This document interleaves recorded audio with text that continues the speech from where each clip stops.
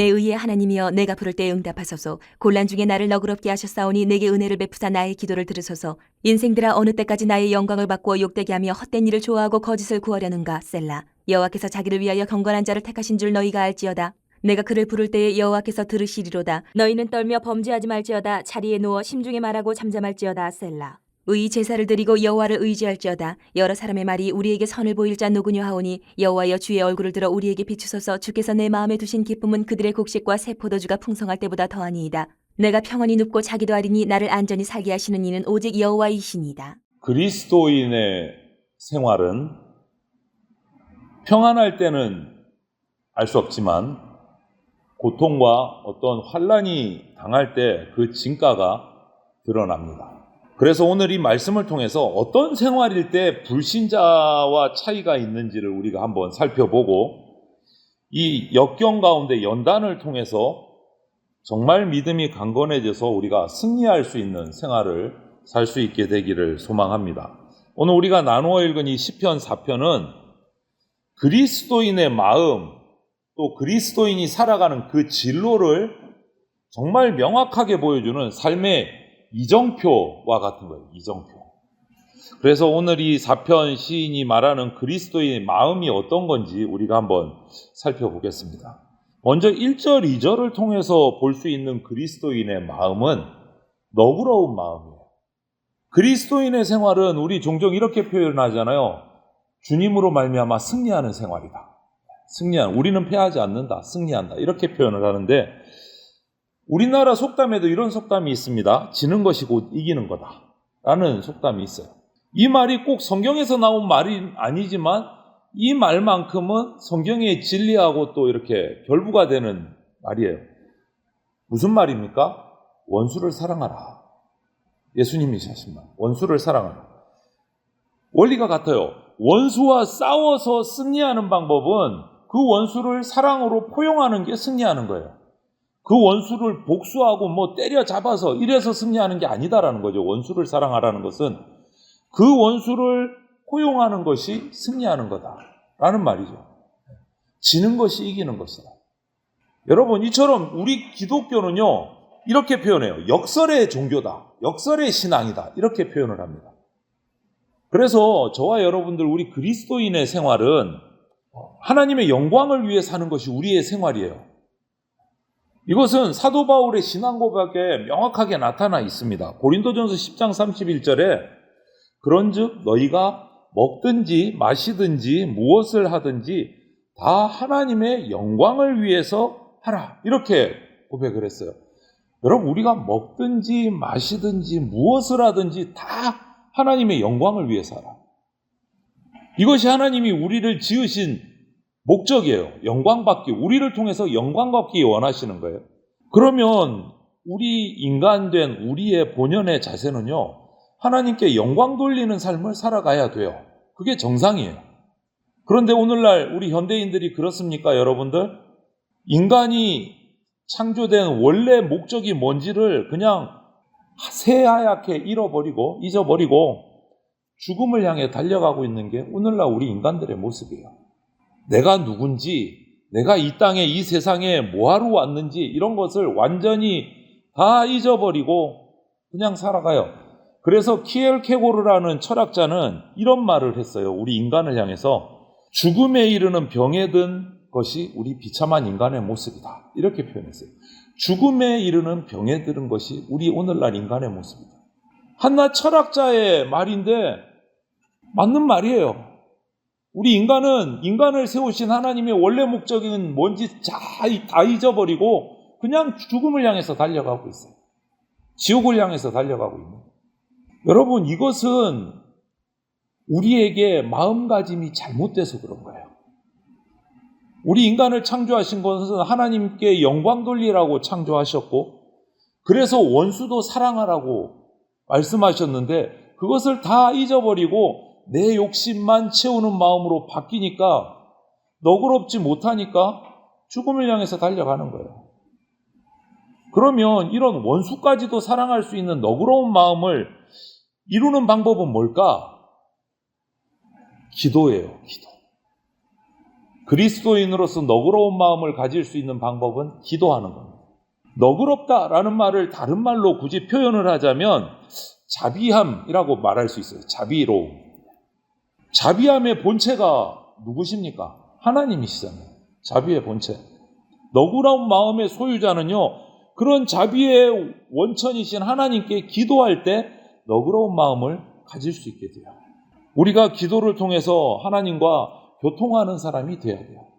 이런 말도 너무 많이 들으셨죠? 기도는 그리스도인의 호흡이다. 이것도 귀가 따갑게 들으셨을 거예요. 기도는 그리스도인의 호흡이다. 그런 말을 귀가 따갑게 누가 했겠습니까? 왜 했겠습니까? 기도하지 않으면 그리스도인은 그럼 어떻게 되는 거예요?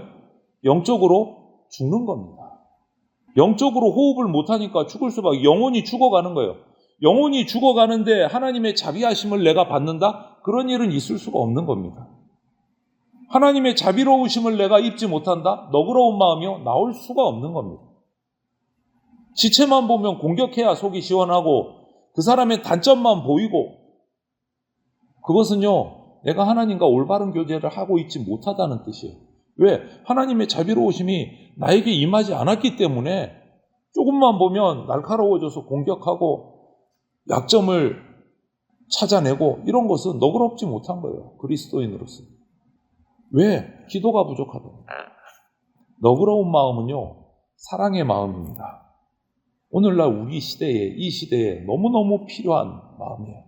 그래서 저와 여러분들 그리스도인이 하나님 앞에 간절히 기도함으로 하나님과의 바른 교제가 이렇게 일어나서 이 너그러운 자비로운 마음을 품어야 됩니다.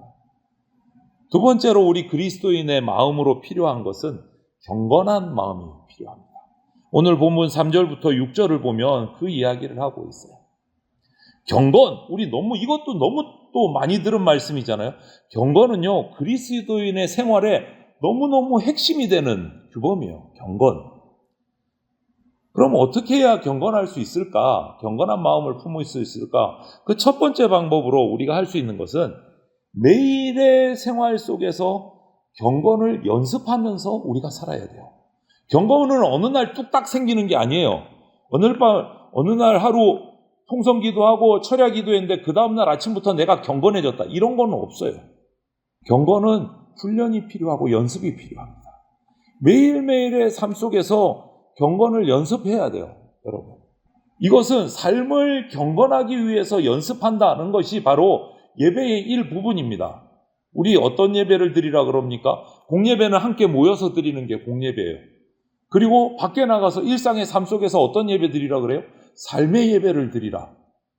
시간마다 찬송 부르고 주기도문하고 사도신경해야 예배입니까? 아니요. 삶의 예배는 그런 게 아니에요. 일상의 삶 속에서 경건함을 유지하는 것이 삶의 예배예요. 연습해야 돼요. 매 순간순간 경건을 연습해야지 경건한 마음을 품을 수 있어요. 하나님을 기뻐하고 찬송하고, 이것이 경건 생활이에요. 하나님만이 우리 소망이고 영원한 생명, 영원한 기업이 되시기 때문에 순간순간 찬송하고 기뻐해야 돼요. 경건하지 않음이 성경은 곧 죄다라고 말씀하셨어요. 하나님의 뜻을 거역하는 행위가 경건하지 않은 거예요. 중간은 없습니다. 그것이 바로 불신앙이 시작되는 길이에요. 경건하지 않은 거예요. 내 육신의 정욕만을 위해서 정말 이기주의적인 생활을 했던 우리 소돔과 고모라의 백성들, 그 주민들을 생각해 보세요. 결국 어떻게 됐습니까? 죄가 가득해서 롯과 그 식구들을 제외하고는 다 유황불에 멸망당해버렸잖아요. 경건하지 못해서 정욕을 향해 달려가고 이기적인 삶을 살고 삶 속에서 경건한 삶의 예배를 드리지 못한 결과 죄가 가득해지고 하나님의 유황불에 멸망을 당한 거예요. 여러분, 하나님을 기뻐하는 경건한 그리스도인이라는 것은 하나님의 선하신 그 일들을 내가 동참하고 함께 섬기고 인본주의가 아닌 신본주의로 살아가는 거예요. 한자 인본주의가 뭡니까? 인간이 근본이 되는 삶이에요. 신본주의는요, 하나님이 근본이 되는 삶이에요. 우리는 민주주의 아닙니다. 민주주의는 인본주의예요. 그 바탕에 두고 민주주의가 세워졌어요. 교회는 민주주의 아닙니다. 이러면 막 이상한 생각이 드시죠? 민주주의는 인간의 사회체계고요. 교회 공동체는 신본주의입니다. 교회는 하나님 중심주의입니다. 사람 중심이 아닙니다. 이것을 명확히 하셔야 돼요. 그리고 우리는 삶 속에서 하나님 중심의 삶을 살아야 돼요. 그것이 순간순간 경건을 연습하는 삶입니다. 인간 중심 아니고 하나님 중심의 생각을 하고 행동을 하고 말을 하셔야 돼요. 그것이 경건을 연습하는 겁니다. 그리고 이 경건한 생활을 하게 되면 열매가 맺혀요. 열매가. 그 열매가 맺히는 게 뭐냐? 선한 행동으로 나타나요. 선한 삶으로 나타나는 거예요. 이스라엘이 애굽을 신뢰할 때 하나님께서는 이스라엘을 책망하시고 징계하셨어요. 요즘 예레미야서 묵상하면서 계속 나오잖아요. 애굽을 믿고 애굽에게 자신을 의탁했을 때 하나님이 이스라엘을 징계하십니다. 애굽은 곧 세상을 의미하는 겁니다. 세상에 의지하니까 하나님이 징계하세요. 선한 열매가 나오지를 않아요. 계속 징계가 나오고 뭔가 일이 꼬이고 안 풀리는 거예요. 여러분, 우리가 신뢰해야 될 대상, 우리가 의지해야 될 대상은요, 영원히 변함없으신 신실하신 하나님 한 분밖에 없습니다. 세상과 짝해서 하나님을 섬길 수가 없어요. 선한 열매가 나오지를 않습니다. 성경에 이런 말씀 기억하시죠? 너희가 두 주인을 겸하여 섬기지 못한다. 세상도 섬기고 하나님도 섬기고 불가능하다. 거기에는 열매가 없습니다. 멸망이 있을 뿐입니다. 날마다 하나님 바라보면서 선한 삶을 살기를 노력할 때 우리는 승리하는 삶, 열매 맺는 삶을 살게 돼요. 여러분, 우리 인간적으로 봐도 어떤 사람이 분명한 인생의 목표를 정했을 때 그 사람의 삶은요, 의지가 나오고 투지가 샘솟고 막 집념이 솟아오릅니다. 정확한 목표를 정하고 달려가는 사람에게. 목표가 없는 사람은 엉망으로 살아요. 그냥 포기하고 살아요, 인생을. 인생도 그런데 우리 신앙, 그리스도인의 목표가 무엇이 돼야 우리의 신앙이 바로 서겠습니까? 우리의 목표는요, 하나님을 목표로 삼고 나가야 돼요. 그래야 흔들림 없이 정확하게 성경적인 가치관 위에 내 인생이 세워지고 그것이 바로 반석 위에 세워진 집과 같이 지혜롭게 인생을 살아갈 수 있게 되는 거예요. 그때 우리의 삶이 경건한 삶이 되는 거예요. 마지막으로 우리 그리스도인의 세 번째 필요한 마음은 7절, 8절을 보면 평안한 마음이 우리 그리스도인의 마음입니다. 평안한 마음. 여러분, 지금 이 순간에도 우리가 예배드리는 이 시간에도 지구촌 어딘가는 전쟁이 벌어지고 있습니다. 다툼이 일어나고 있어요. 시기와 질투가 일어나고 있습니다. 끊이지가 않아요. 그래서 진짜 평안이, 참 평안이 이 땅에 없어요. 참 평안은 예수 그리스도 안에서만 누릴 수 있습니다. 그것을 세상이 알지 못하기 때문에 계속 전쟁이 일어나는 거예요. 여러분, 참 평안은 하나님이 주시는 신령한 은혜입니다. 주 안에서만 이루어질 수 있는 평안이에요. 우리가 이 참 평안을 사모하는 삶을 살아야 돼요. 그것이 우리가 평안한 마음을 가질 수 있는 비결이에요. 그리스도인의 자랑은 평안한 생활이 돼야 돼요. 큰 세상적인 어떤 것을 자랑하는 것이 아니라 나는 평안해. 이것이 자랑이 돼야 돼요. 우리 인간은요, 근본적으로 다 불안합니다. 재벌이 돼도 뭔가 불안한 게 있고요. 가난해도 불안하고 부자가 돼도 불안하고 일이 잘 풀려도 불안하고 안 풀리면 당연히 더 불안하고 항상 불안해요. 그럼 뭐가 만족이 되는 거예요, 도대체? 잘 돼도 불안하고 안 돼도 불안하고. 인간은 불안해요. 왜 그럴까요? 왜 그렇죠? 그 이유는 우리가 죄를 품고 있기 때문에. 우리 속에 죄인이기 때문에 어떤 상황이 돼도 불안한 거예요. 어떤 상황이든. 죄가 있기 때문에. 그런데 예수님이 이 땅에 오셔서 당신의 목숨을 십자가에 내놓으심으로 그 죄의 문제를 해결할 방법을 우리에게 주셨어요. 우리는 주님 안에 들어가면 그 주님이 주신 복음 안에서 죄의 문제를 해결하고 평안을 누릴 수 있게 되는 거예요. 길을 열어주셨어요. 죄와 율법과 사망의 권세로부터 해방시켜 주시는 거예요.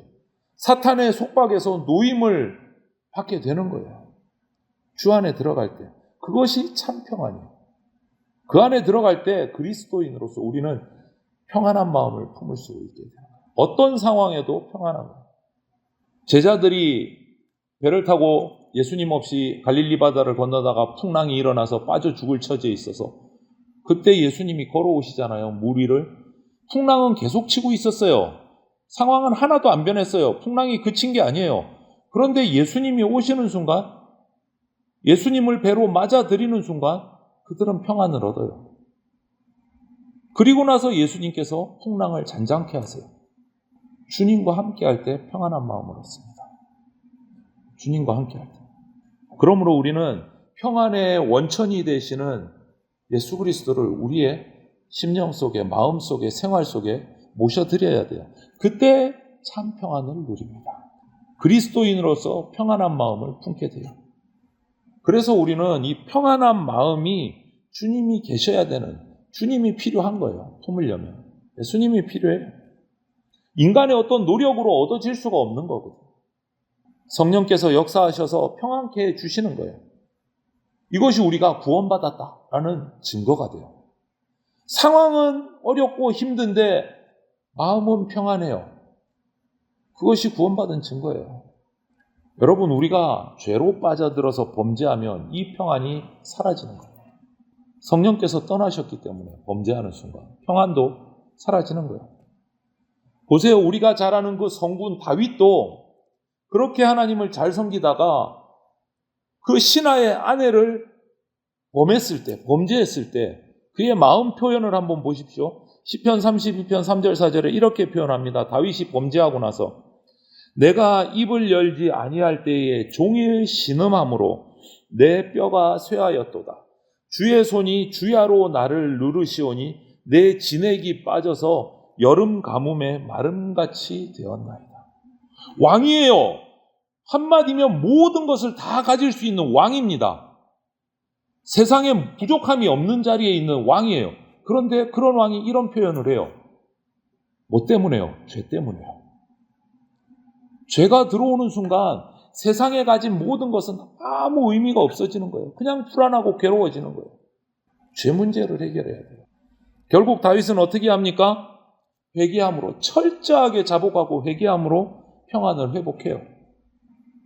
여러분, 오직 우리 마음속에 주님이 주시는 참 평안을 소유하시기를 바랍니다. 세상은 항상 불안합니다. 항상 어지럽습니다. 풍랑이 계속 칩니다. 망망대해에 태풍이 부는 것처럼 항상 그래요. 그래서 곳곳에 기근이 일어나고 전쟁이 일어나고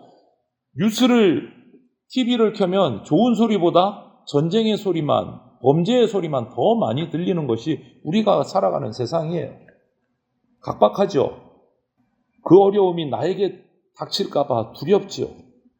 세상 사람들은 또 우리 그리스도인들을 또 한 번 더 마귀의 계략 때문에 핍박하지요. 하지만 우리는 오늘 이 시편 말씀처럼 그리스도인의 마음을 품어야 됩니다. 너그러운 마음을 품고 원수를 사랑해야 됩니다. 날마다 경건함을 연습해서 경건한 마음을 품어야 됩니다. 그리고 주님을 내 안에 모셔드려서 세상이 알지 못하는 하늘의 평안한 마음을 품어야 됩니다.